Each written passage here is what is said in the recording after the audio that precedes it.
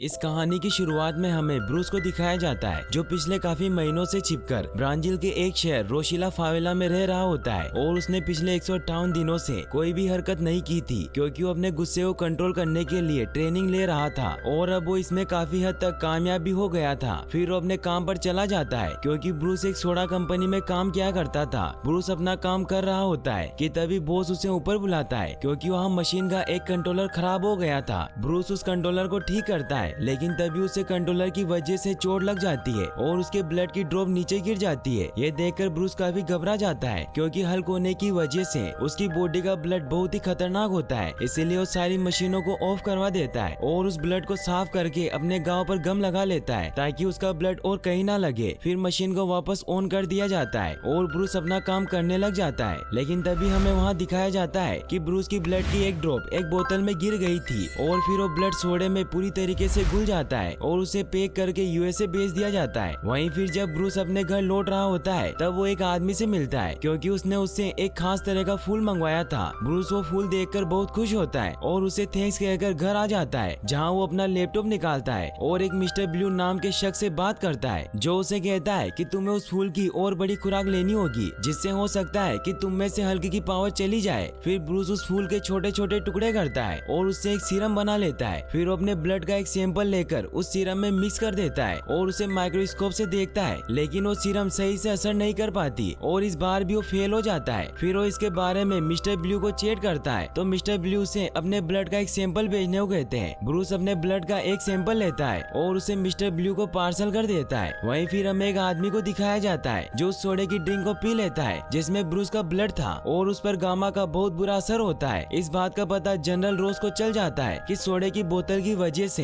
एक इंसान को गामा की बीमारी हो गई है, जिससे वो समझ जाता है कि उस बोतल में ब्रूस का खून था। इसीलिए वो अपने सारे बेहतरीन सोल्जर्स को लेकर ब्राजील जाने की तैयारी करने लग जाते हैं और इन सभी सोल्जर्स में से एक बहुत ही खास सोल्जर भी होता है जिसका नाम बोन्स्की होता है जो बहुत ही फास्ट और चालाक होता है। फिर जनरल उन सभी को लेकर ब्राजील की तरफ निकल जाते हैं। सभी लोगों को ब्रूस के बारे में इंफॉर्मेशन दी जाती है और उसे बेहोश करके पकड़ने को कहा जाता है लेकिन उन्हें ये नहीं बताया जाता कि वो हल्क है। वहीं हमें ब्रूस को दिखाया जाता है जो मिस्टर ब्लू से चैट कर रहा होता है। ब्लू से कहता है कि तुम्हारे खून पर रिसर्च शुरू कर दी है लेकिन मुझे तुम्हारी बॉडी के बारे में और इन्फॉर्मेशन की जरूरत है। लेकिन ब्रूस उसे बताता है कि ये मुमकिन नहीं है क्योंकि जानकारी घर पर है। इससे ब्रूस को बेटी की बहुत याद आने लग जाती है। वहीं हमें दिखाया जाता है कि जनरल की टीम ब्रूस को ढूंढते हुए उसके घर तक पहुंच जाती है लेकिन ब्रूस को इसके बारे में पता चल जाता है और वो वहाँ से भाग जाता है। बोन्स्की अपने सभी साथियों के साथ उसे पकड़ने के लिए उसका पीछा करने लग जाता है। ब्रूस उनसे बचकर भागता हुआ एक छत से दूसरी छत पर छलांग लगाकर वहाँ से भाग रहा होता है लेकिन भागते भागते ब्रूस एक गुंडे से टकरा जाता है और वो गुंडे ब्रूस को मारने लगते हैं लेकिन ब्रूस उनसे बचकर वहाँ से भाग जाता है और अब वो गुंडे भी ब्रूस के पीछे पड़ जाते हैं। ब्रूस भागता हुआ उसी सोडा फैक्ट्री में चला जाता है लेकिन उन गुंडों को इस बात का पता चल जाता है और वो भी उसी फैक्ट्री में चले जाते हैं। बोन्स्की भी उन गुंडों को वहाँ जाते हुए देख लेता है इसीलिए वो भी अपने साथियों के साथ वहाँ पहुँच जाते हैं। वहीं ब्रूस को वो गुंडे पकड़ लेते हैं और उसे मारने लगते हैं। ब्रूस उन्हें कहता है कि मेरा गुस्सा बढ़ता जा रहा है इसीलिए तुम मुझे छोड़ दो वरना तुम्हारे साथ बहुत बुरा होगा। लेकिन फिर भी वो गुंडे उसे पकड़कर दूर फेंकते हैं और जैसे ही ब्रूस की हार्ट बीट 200 पर पहुंचती है तो ब्रूस हल्क में चेंज हो जाता है। फिर हल्क उस गुंडे को पकड़कर दूर फेंकता है। ये देखकर बचे हुए दो गुंडे भागने लग जाते हैं लेकिन हल्क एक एक को पकड़कर उन्हें मार देता है। सारे कमांडो को समझ नहीं आता कि वो बड़ी सी चीज क्या है तो जनरल उन्हें कमांड देते हैं कि वही तुम्हारा निशाना है, इसीलिए सब बेहोशी के डोट उसे लगाकर पकड़ लो। सभी कमांडो हल्क पर फायरिंग कर देते हैं लेकिन हल्क की बॉडी इतनी पावरफुल होती है कि उसे एक भी डोट नहीं लगता।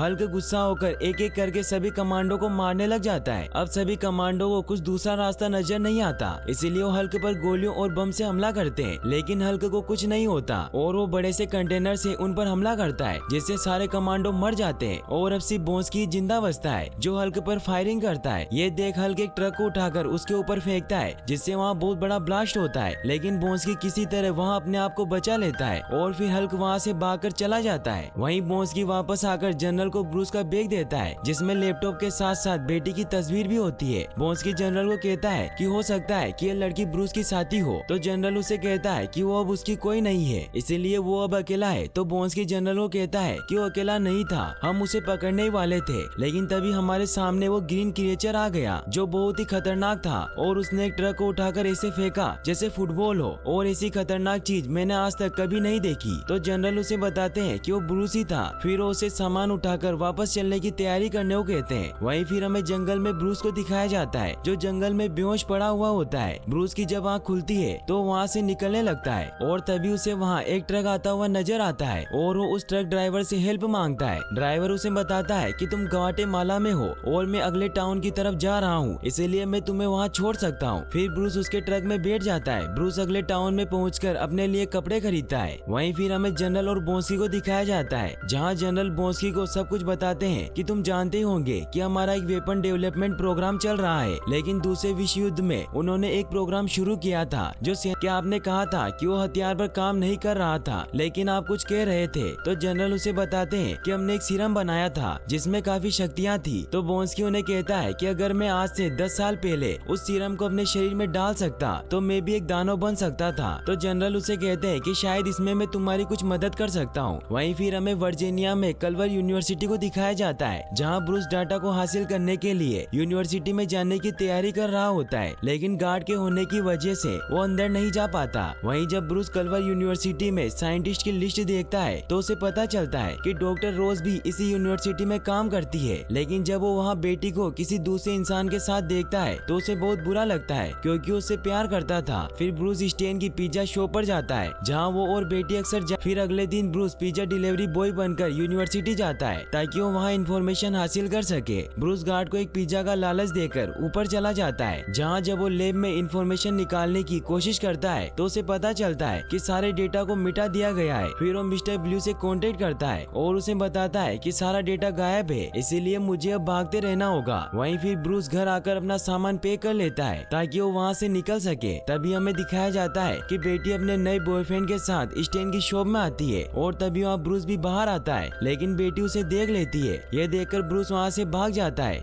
वहीं ब्रूस स्टेन से पूछती है कि ब्रूस यहाँ सच में था, तो स्टेन उसे सब सच बता देते हैं क्योंकि वो जानते थे कि बेटी ब्रूस की मदद कर सकती है। बेटी ब्रूस को ढूंढते हुए रोड पर जाती है और उसे ब्रूस मिल जाता है और वो उसे अपने साथ घर चलने को कहती है। फिर बेटी उसे अपने घर ले जाकर एक पेन ड्राइव दिखाती है और उसे बताती है कि इससे पहले कि वो लोग सारी जानकारी लैब से ले जाते, उससे पहले ही मैंने सारी फाइलें यहाँ से कॉपी कर ली थी। फिर वो ब्रूस से कहती है कि क्यों ना हम मिलकर मेरे डैड को सब कुछ सच क्यों नहीं बता देते। तो ब्रूस उसे कहता है कि हम ऐसा नहीं कर सकते क्योंकि वो मेरी पावर को मेरे अंदर से निकालकर इससे एक हथियार बनाना चाहते हैं। वहीं फिर हमें जनरल को दिखाया जाता है जो लैब में जाकर उस सीरम को हासिल कर लेते हैं। फिर वो बोंस्की पर इसका एक्सपेरिमेंट शुरू करने की तैयारी करने लगते हैं। जनरल बोंस्की को कहते हैं कि जैसे इस एक्सपेरिमेंट में कोई भी दिक्कत नजर आएगी तो हम इस एक्सपेरिमेंट को रोक देंगे। फिर उसके शरीर में उस सीरम के 2 इंजेक्शन इंजेक्ट किए जाते हैं और एक इंजेक्शन बोन मैरो पर इंजेक्ट किया जाता है। वहीं फिर अगले दिन हमें बेटी और ब्रूस को दिखाया जाता है जो यूनिवर्सिटी जा रहे होते हैं, लेकिन जनरल को इसके बारे में पता चल जाता है और वो अपने सभी सोल्जर को लेकर ब्रूस को पकड़ने के लिए वहाँ आ जाते हैं। ब्रूस ये देखकर बेटी को वहाँ से दूर भागने को कहता है। वहीं फिर हमें दिखाया जाता है कि बोंस्की में उस सीरम की वजह से बहुत ताकत आ गई है और वो ब्रूस को पकड़ने के लिए बहुत फास्ट दौड़ रहा होता है, लेकिन जनरल उसे ऐसा करने से मना करते हैं। ब्रूस भागता हुआ यूनिवर्सिटी के अंदर चला जाता है। वहीं बेटी जनरल की गाड़ी के सामने जाकर खड़ी हो जाती है और अपने डैड से कहती है कि मैं जानती हूँ कि आप अंदर हैं, और फिर जनरल बाहर आते हैं। वहीं ब्रूस यूनिवर्सिटी के ब्रिज पर पहुंच जाता है, लेकिन सोल्जर उसे दोनों तरफ से घेर लेते हैं और उस पर गैस बॉम्ब से अटैक किया जाता है। बेटी ब्रूस को मुसीबत में देखकर उसकी मदद करने के लिए उसके पास जाने की कोशिश करती है, लेकिन जनरल के सोल्जर उसे रोक लेते हैं और उसे नीचे गिरा देते हैं, जिससे ब्रूस को बहुत गुस्सा आ जाता है और वो हल्क में चेंज हो जाता है। वो नीचे छलांग लगाकर बहुत जोर से चिल्लाता है। जनरल ये देखकर सोल्जर को उस पर फायरिंग करने को कहते हैं। हल्क पर हर जगह से फायरिंग हो रही होती है। ये देखकर हल्क सोल्जर पर अटैक करता है और एक एक करके उनकी सभी गाड़ियों को डिस्ट्रॉय करने लग जाता है। जनरल ये देखकर बोंस्की को हल्क का सामना करने के लिए भेजते हैं। बोंस्की उस सीरम की वजह से बहुत फास्ट हो चुका था, इसीलिए वो हल्क के हर एक वार से बच जाता है। फिर बोंस्की हल्क को तोपों के पास लेकर जाने लगता है और फिर वो बहुत हाई फ्रीक्वेंसी साउंड को ऑन कर देते हैं, जिससे हल्क पर बहुत बुरा असर होने लग जाता है। लेकिन तभी हल्क गाड़ियों के मलबे से अपनी ढाल बना लेता है और उन गाड़ियों पर अटैक करके उन्हें डिस्ट्रॉय कर देता है। तभी बोंस्की हल्क के पास आता है और उसे कहता है कि तुम में बस इतनी ही ताकत है, और हल्क उसे जोर से हिट करता है, जिससे वो बहुत दूर जाकर गिरता है। जनरल ये देखकर हल्क पर अटैक करने के लिए गनशिप को बुलाते हैं। वहीं बेटी हल्क के पास जाती है, लेकिन तभी वहाँ गनशिप हल्क के ऊपर फायरिंग करने लग जाती है। ये देख हल्क बेटी को बचाता है और उस गनशिप पर अटैक करके उसे डिस्ट्रॉय कर देता है। लेकिन उस गन शिप के ब्लास्ट में हल्क और बेटी चपेट में आ जाते हैं, लेकिन हल्क बेटी को बचा लेता है और फिर उसे वहाँ से लेकर जंगल में चला जाता है। वो बेटी को एक गुफा में लेकर जाता है। तभी मौसम खराब होने की वजह से वहाँ बिजलियाँ कड़कने लग जाती है, जिससे हल्क बहुत डर जाता है और आसमान पर अटैक करता है। तो बेटी हल्क को शांत करती है और उसे समझाती है कि यहाँ पर कोई नहीं है। फिर वो दोनों वहीं गुफा में बैठ जाते हैं। वहीं फिर हमें बोंस्की को दिखाया जाता है, जिसे हम हॉस्पिटल में भर्ती किया हुआ था और उसकी हालत बहुत खराब थी। जनरल उससे मिलने जाते हैं। डॉक्टर उन्हें बताते हैं कि इसकी सारी हड्डियां टूट चुकी है, लेकिन उसका दिल बिल्कुल मशीन जैसा है, जो रेस के घोड़ों की तरह बहुत फास्ट रन कर रहा है। वहीं फिर हमें दिखाया जाता है कि अगली सुबह जब बेटी की आँख खुलती है तो वो देखती है कि ब्रूस नॉर्मल हो गया है और फिर वो पास ही के एक टाउन में एक रूम ले लेते हैं। वहीं बोंस्की पूरी तरीके से ठीक हो जाता है और वो जनरल को कहता है कि अब मैं ब्रूस से अपना बदला लेकर रहूंगा। वहीं ब्रूस और बेटी मिस्टर ब्लू से मिलने जाने का डिसाइड करते हैं, लेकिन ब्रूस बेटी को कहता है कि हम अपने सामान में से कुछ ही चीजें इस्तेमाल कर सकते हैं, लेकिन हम क्रेडिट कार्ड, आईडी कार्ड और फोन इस्तेमाल नहीं कर सकते। वहीं हमें जनरल की टीम को दिखाया जाता है, जो डॉक्टर रोज के डेबिट कार्ड और इंटरनेट अकाउंट पर नजर रखे हुए होते हैं। लेकिन जनरल उन्हें बताता है कि वो इतनी आसानी से सामने नहीं आएगा, क्योंकि वो पिछले 5 सालों से घूमता रहा और पकड़ा नहीं गया, इसीलिए वो कोई सुराग नहीं छोड़ेंगे। लेकिन अगर उसे पकड़े जाने का डर होता तो यहाँ से कब का भाग गया होता, इसीलिए वो इस बार भाग नहीं रहा, बल्कि उसे मदद की तलाश है। इसीलिए वो मिस्टर ग्रीन और मिस्टर ब्लू के अकाउंट पर नजर रखे हुए होते हैं। वहीं ब्रूस जब मिस्टर ब्लू को पेन ड्राइव की फाइल सेंड करता है तो इसके बारे में जनरल की टीम को पता चल जाता है कि ब्रूस न्यूयॉर्क में मिस्टर ब्लू से मिलने जा रहा है। वहीं ब्रूस और बेटी न्यूयॉर्क की तरफ निकल पड़ते हैं। वो एक कार से जा रहे होते हैं, लेकिन रास्ते में पुलिस चेकिंग कर रही होती है, इसीलिए वो कार वहीं छोड़कर बोर्ड से निकल जाते हैं।